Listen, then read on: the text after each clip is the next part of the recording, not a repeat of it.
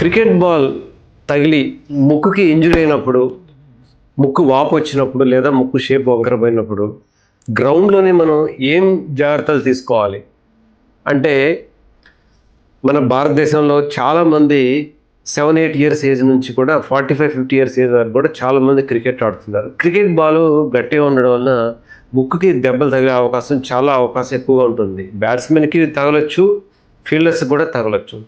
కాబట్టి ముక్కు ఇంజరీ అయినప్పుడు మనం ఏం జాగ్రత్తలు తీసుకోవాలనేది అందరూ తెలుసుకోవాల్సిన అవసరం ఉంది.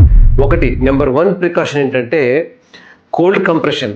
ముక్కు పైన ఇంజరీ అయిన భాగంలో వాపు రాకుండా ఉండడానికి ఇంజరీ అయిన వెంటనే కోల్డ్ కంప్రెషన్, ఐస్ ముక్కలు తీసుకొని ముక్కుకి ఇది ప్రెషర్ పెట్టడం వల్ల, అంటే కోల్డ్ కంప్రెషన్ అంటారు దాన్ని, పెట్టడం వల్ల వాపు రాకుండా ఉంటుంది. వాపు వచ్చిన కొంచెం వాపు కూడా తొందరగా తగ్గిపోయే అవకాశం ఉంటుంది. వాపు ఎక్కువగా వస్తే తర్వాత నొప్పి కూడా ఎక్కువగా ఉంటుంది, అది హీల్ కావడానికి కూడా ఎక్కువ టైం పడుతుంది. కాబట్టి రాకుండానే మనం కోల్డ్ కంప్రెషన్ చేయాల్సిన అవసరం. ఇంకోటి, ముక్కు నుంచి బ్లీడింగ్ వస్తుంది. ముక్కు నుంచి బ్లీడింగ్ వచ్చినప్పుడు ఇలా పించింగ్ ఆఫ్ ది నోస్ చేయాలన్నమాట. అంటే నోస్ గట్టిగా పట్టుకొని 5 మినిట్స్ గట్టిగా పట్టుకుంటే బ్లీడింగ్ యూజువల్గా అయిపోతుంది. అప్పుడు ఆ టైంలో నోట్ నుంచి గాలి పీల్చుకోవాలి. ఈ 2 జాగ్రత్తలు పాటిస్తే చాలా వరకు ఎడిమా తగ్గుతుంది, వాపు తగ్గుతుంది అనమాట.